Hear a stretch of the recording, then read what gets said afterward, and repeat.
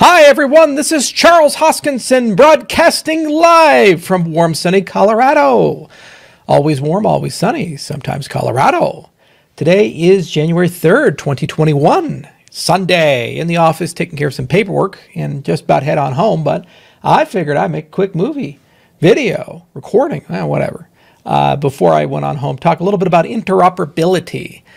So many of you are familiar with a discussion we had with the guys over at the Litecoin Foundation a few months back, where we were discussing about implementing NiPoPows or something like NiPoPows into Litecoin for interoperability with Cardano. Brief update on those conversations. We had the preliminary conversation, talked to Charlie, talked to David. Then they invited us to go do a presentation. We did a presentation. It was very productive. We got some great feedback on it. And I believe there's a process where a LIP is being written. Litecoin is a very slow evolving cryptocurrency. It's one of the legacy coins. It's been out since, I think, 2011, if memory serves correctly. They move quicker than Bitcoin, but certainly slower than, let's say, a third generation cryptocurrency. And that's part of the charm. Litecoin is resilient to change, and that's a feature, not a bug. So big changes like interoperability or other things, they take a little bit of time to ratify. So hopefully we should be able to have that LIP through their process and get some community support behind it. And it'll take a little while to work its way in, and some test code has to be written and all these other things. But the advantage of NiPoPows is that NiPoPows are very special. They don't require a lot to get in, and they don't actually require dramatic changes to consensus or validation. So you get a big bang for your buck. You don't have any loss of security. It's very rare in protocol design to see something where you gain something and you don't have to give something up for it.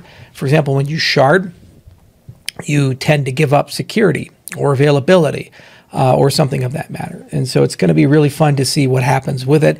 And the great part is Litecoin, because it's one of the Bitcoin gene line, so it was a fork from Bitcoin. If it works in Litecoin, it should reasonably well work in Zcash and in Dash and many of the other things that follow very similar consensus mechanics and code bases. So we'll see, but I'm very optimistic about these things, and it's very exciting to see that we're getting some traction. The other thing I've noticed is that Dominic posited, hey, maybe we should do something like that for IOTA.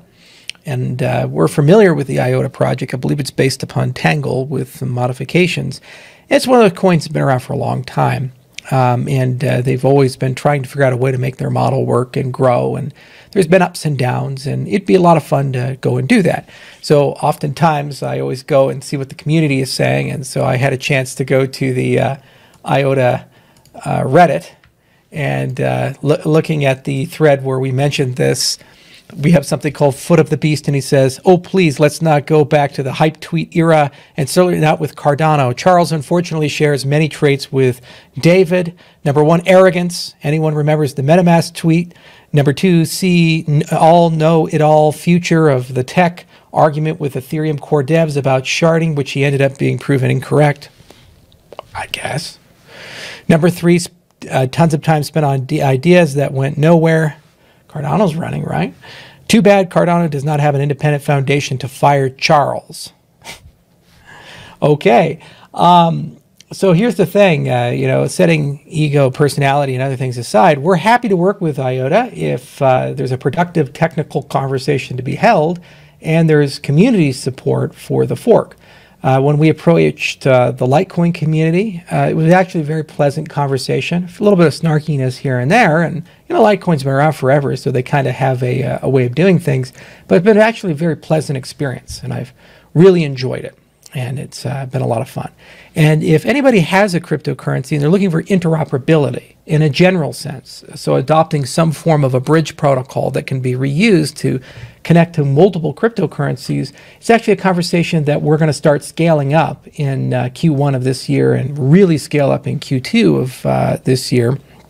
And it'd be real fun to see if we can get some of our technology to work with IOTA. It has to make sense both on a technological viewpoint, meaning that a bridge protocol is actually there, and also on a community viewpoint. So if the community doesn't support it, it's not worth anybody's time to actually pursue an implementation because it would be a vacuous implementation. So I think we'll have a call with Dominic here. I really hope this foot guide doesn't speak for the IOTA community. I don't spend much time there, and I know very little of that community. I just know a little bit about the tech, and actually I rather enjoyed Sergei Popov's paper, Tangle. It was a lot of fun to read, and I think there are some cool things there. And it's really sad that IOTA didn't quite get to where it wanted to go throughout all the years, because when you do really difficult things that are off the beaten path and you chose very different architecture, unfortunately, it means that you sometimes have to spend a little bit extra time refining those ideas and getting those ideas where they need to go. And so that's fine as long as you approach it with humility and openness and a desire to work with others and being big enough to admit when there are problems. So it'll be interesting to see if we can get a bridge there, and be interesting to see if the community's up for it. So I'll talk Dom. I've known him for years. He actually stayed at the Ethereum house back in 2014. And we've had several conversations since, and he's always been affable and very fun to talk to, at least from my side. And we'll see if there's something that makes sense there. And also, it'd be really exciting to see what the IOTA 2 plans are, because I've kind of not paid too much attention to the post-Tangle work. And that project, of course, has had an incentive to kind of grow things. And IoT is a really interesting field. And so there's lots of cool, interesting things that can be done. But this is just an example of where you can't quite innovate without permission. You have to work within the confines of your community. For example, for a long time, our company has thought about being Bitcoin core developers. It'd only take us about 8 months to 12 months to build a completely new Bitcoin client. But then we thought, God, then those politics, we would be spending years trying to convince people to do things like adopt BEC32 or a new signature scheme or something. Really not a lot of opportunity to evolve things or grow things. And so even though it's interesting work and it's certainly a big and meaningful project and it'd be a lot of fun to participate, community's not really ready for that, and the ecosystem's not ready for that. And so it's interesting to see the different cultural drifts between each and every community as we kind of go from one to the other.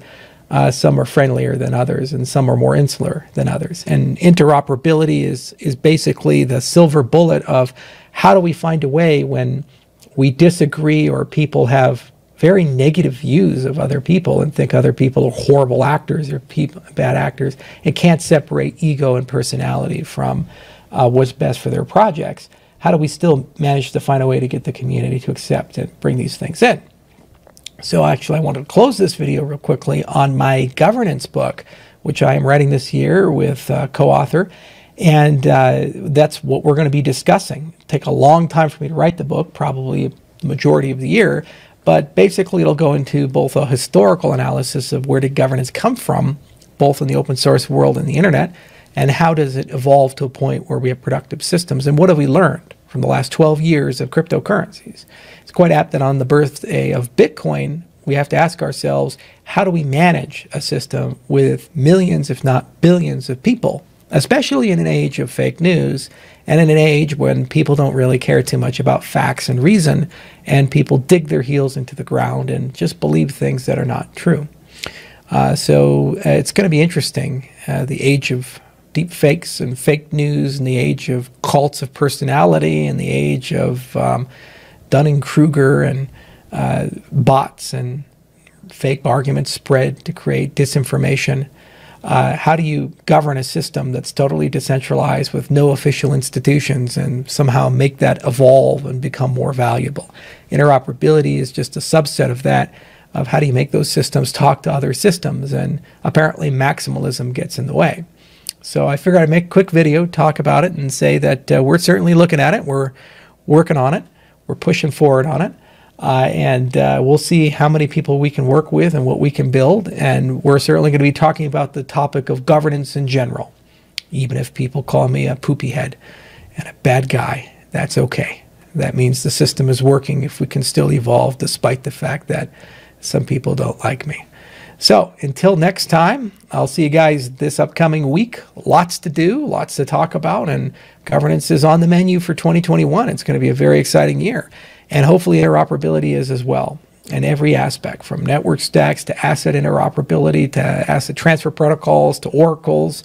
Yeah, it's a big menu, a lot of stuff to do, a lot of standards bodies to work with, a lot of protocols to write and refine, and every system is a snowflake. IOTA is probably one of the most difficult, I'd imagine, to integrate with because it doesn't follow traditional conventions. And proof of stake has its own challenges. Proof of work has challenges.